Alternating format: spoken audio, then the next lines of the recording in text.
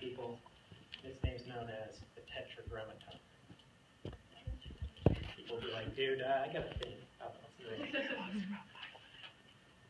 But that's what the name looks like. Now, the reason they leave vowels off of it, in some cases, because in this kind of after biblical times, a tradition gets going where this is the name of God. This is not just any old name, right? This name is very, very, very sacred. So sacred, in fact, that we're not even going to pronounce it. Okay? And I'm sorry, I said post-biblical. This develops in about 2nd century BC. So, for instance, one of the cool things you can see in texts at Qumran, the Dead Sea Scrolls, have you guys talked about that at all? You know what I'm talking about? There's a bunch of these Hebrew texts that they find back in the 1940s. On these ancient scrolls that date like 2,000 years early, when you look, you'll be reading along in the Hebrew, and when it gets to that name, it uses a different kind of, an earlier alphabet, just so that when you're the reader, so if we were reading this verse right here, where were we? We were looking at verse 6. This is what would happen. I'd be the person reading. I'd say, one day the heavenly beings came to present themselves before Hashem, and Satan also came among them. So you see that I saw one thing, but I said something else out loud. That's kind of a general practice. So you can say Hashem, which just means the name. Another, probably the most common one is Adonai, my Lord. But use something else to say in place of that name. So that might cover any aspects you're looking for. Why did they not want to say that, though? Just out of holiness for that name, because it seemed, the thought would be that human language was so kind of mundane and so kind of, I don't know, almost below that you just can't have a human saying it's a divine name. Is that still today? It depends. No. It holds amongst a lot of Jewish congregations, but not all. Yeah. So is it bad for us to say it, like now? Well, I guess a lot of that would depend on your context. And so I would, if you were at a synagogue, I'd probably play it safe and not, right? In a classroom, in kind of a university setting, that's one of the first things I have to explain to my classes is that, I know you think that I know you signed up for this class because you went to Sunday school your whole life and you thought you were getting an EZA, but see, we're not going to read the Bible from kind of this devotional point of view. We're going to read it from this academic point of view. And so, since we're trying, and it's hard to just separate yourself from your religious beliefs, but since we're trying to kind of be as kind of neutral as we can, in that context, I'll say Yahweh, because the other reason being that back in the time when most of these books were written in the Old Testament, that name was still being pronounced out loud. That help? Anything else about the Tetragrammaton? All right. So we have all these sons of God, these heavenly beings, and they come present themselves before Yahweh, and Satan shows up. Now, who's Satan? Can you give me a description? Fallen angel. Fallen angel? Where's that come from? Anybody? Do you know where that comes from? Remember? I read some of it. It's in the Bible. The ruler of hell. What's that? The ruler of hell. Another description, kind of Satan. That fallen angel that actually comes from Revelation. So, yeah. Well, at one point he was an angel and then went against God, and God kind of beat him to him. Right. That's kind of this idea that comes out of reading this kind of interpretation in Revelation. You're absolutely correct. Okay. But am I hitting? Is it safe to kind of assume maybe some image of some evil person who's kind of the opposite of God, that kind of thing? Okay. Here's where it's tricky. You ready? Here's where that feeling might come.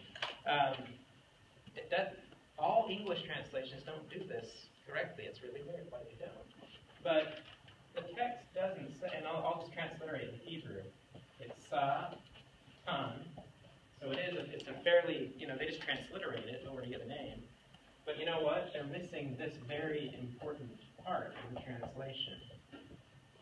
It's the Satan. It's a title. It's not a personal name. It's a title. Now that doesn't mean that in other parts of the Bible, Satan isn't more kind of associated with ways that you've talked about. That does be, like certainly in the New Testament, that holds true. But when you're in the Old Testament, it's interesting. This Satan figure, and actually, Job doesn't make tons of sense until you actually kind of put this into the equation. Satan is part of God's divine counsel.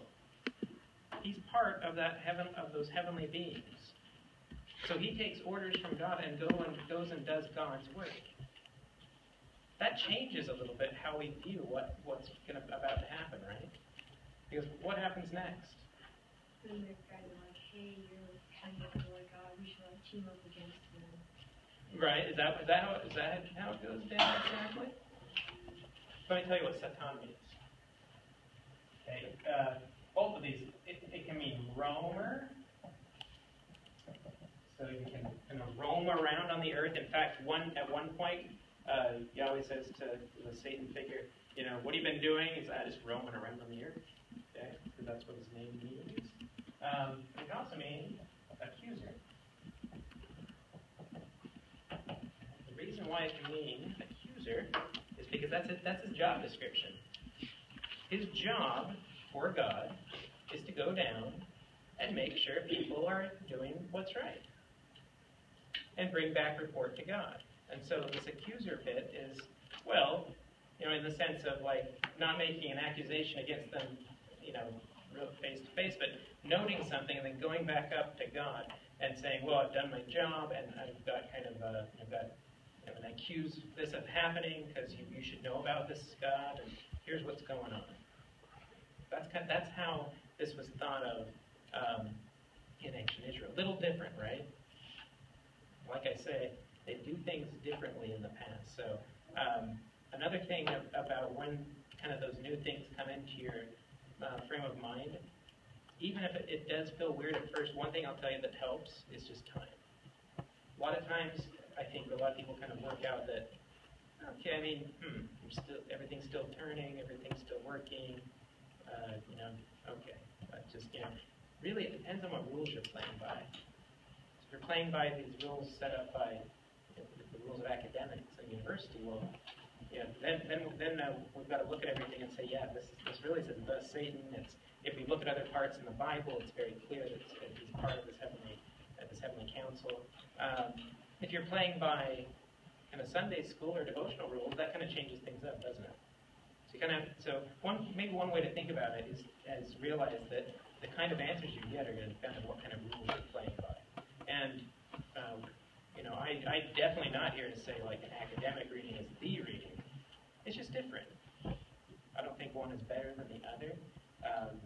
It definitely is different, though, right? I didn't know that this is some guy that actually works for God. I thought it was this evil guy, right? This guy was down in hell. So we have the Satan figure. Here we go in verse 7. The Lord says to Satan, "Where have you come from?" Satan answered the Lord, "From going to and fro on the earth, and from walking up and down on it." That's actually this word roam. Just roaming around. And the Lord said to Satan, "Have you considered my servant Job? Have you gone and checked up on this Job guy? Okay. There's no one like him on the earth," he says. And he's blameless and fears God. And in verse 9, then Satan answered the Lord, "Does Job fear God for nothing? Have you not put a fence around him and his house? Is he just righteous because you've given him everything?" Now, usually this is read as Satan being very antagonistic. But in fact, he's actually just doing his job. Yeah. He's kind of like, he's accusing God of like giving him all this stuff, and that's the only reason why he loves and respects God. Exactly. And then he goes on to say, if he takes away all this stuff, would he still respect God? Right, and it's important who he is in that sentence. Satan. Got to look closely. Who says that? Whose order does that go? Why did that happen? It's not because Satan says it's going to happen. It's because God says it's going to He happen. said, do whatever you want, but don't touch it. Right. But ultimately that comes from God. God's the one that sends Satan to do this. Yeah. What does it mean to put a fence around him? Kind of protect. kind of, what would the word be today? What do you call that? Kind of being a helicopter parent, not letting anybody get near. Okay, kind of something along those lines. Like, why would Satan want God to protect him? Well, Satan's just doing his job and coming back up and saying, and because, God inquires about Job. He says, well, what about this guy Job? He's super righteous. And Satan says, well, I've been down, I've been roaming around, I saw him, and here's my report. Is there a chance that he's only righteous because you've given him everything? Because you have kept a fence around him and kept all the bad stuff away? He's only got good stuff and a lot of it. Is there anything to that? And God actually says, there might be. Why don't you go down and check? For now, though, you can't touch him. You can only touch his stuff, because that was the concern, right? Does that make sense?